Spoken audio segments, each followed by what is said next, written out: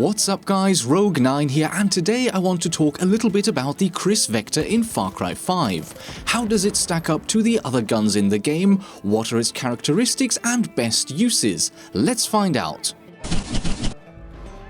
In case you didn't know this yet, the Vector is not available in the base game and can only be unlocked by participating in the current Arcade Dawn live event, which will be available until the 17th of April 2018. I do hope that there will be more opportunities to earn the Vector in future, but for now, all you need to do is activate the club challenge in the Uplay overlay and then spend a total of 41 minutes playing around in the arcade mode in Far Cry 5. Easy stuff. Once you've done this, you will have access to the Vector 45 ACP 4-color fun in any gun shop in the story campaign. The weapon is listed under the SMG section and comes with pretty much the same baseline stats as the two non-premium MP5 variants. The only difference is that the Vector has a better fire rate.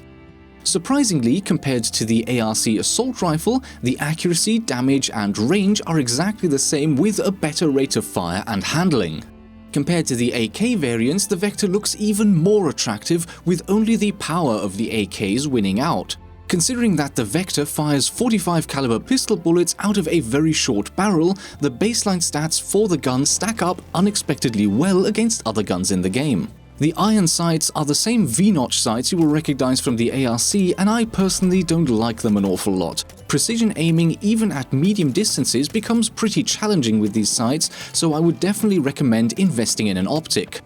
But before we look at those, check out this little detail here. Switching the fire mode in the game actually moves the fire selector switch on the gun model to the appropriate position, which is a nice little touch that many other current shooter games don't bother including. Now, in terms of optics, you can attach the reflex sight, red dot sight, the optical sight, and the marksman sight. The first two sights will improve accuracy and handling by 1 point each, trimming this gun for quick close quarters combat.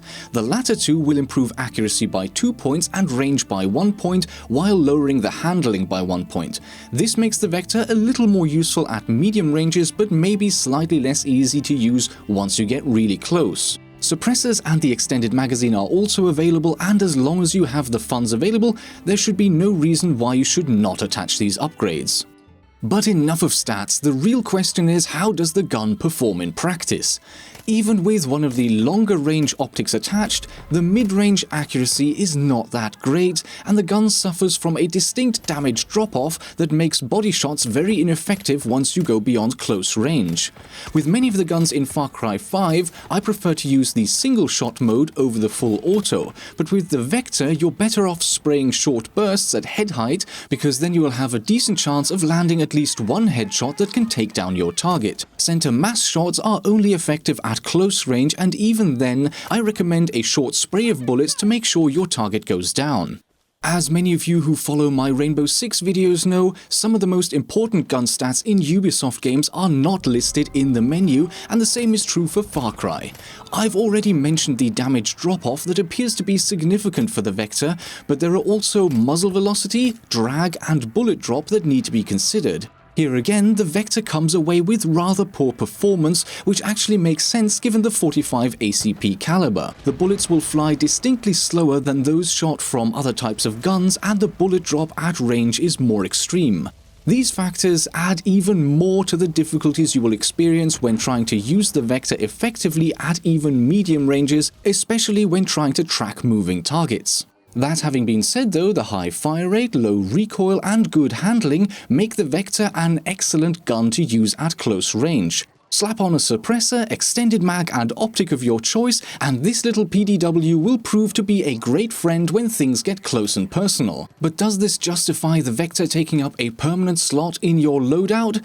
In most cases, I would say probably not. Early on in the game, when you have only one primary weapon slot, the Vector's limited effectiveness at medium to long range just doesn't make it versatile enough to take up your one and only slot. And even in the later part of the game, when you can carry 3 main weapons, you will most likely want a sniper rifle, something explosive like a rocket launcher, and a gun that can put out a good volume of fire at a variety of ranges. I love the machine guns for this last slot because they can be great at pretty much any range and can even take on vehicles if required, but an assault rifle could also do the job.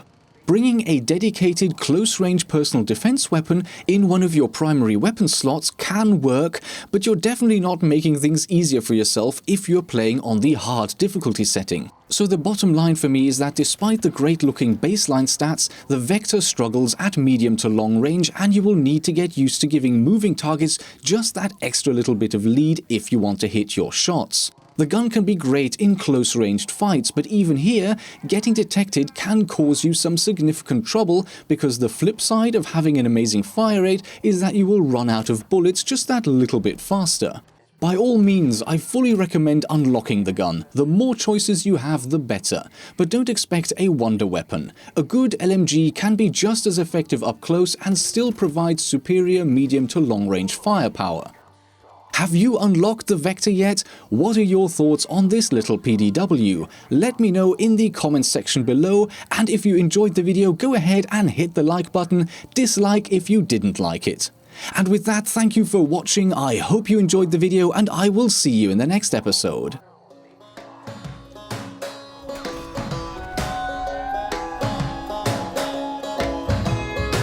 Step into the garden. We're gonna lock the gate. We gotta keep out the sinners. We gotta keep out the hate.